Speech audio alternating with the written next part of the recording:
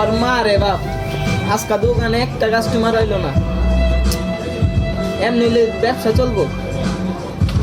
দাঁড়া, এটার একটা ব্যবস্থা করতে,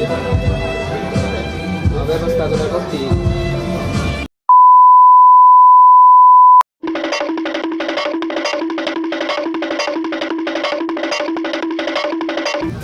আরে ভাই, লাক্সারিতে আসেন, বসেন বসেন ভাই।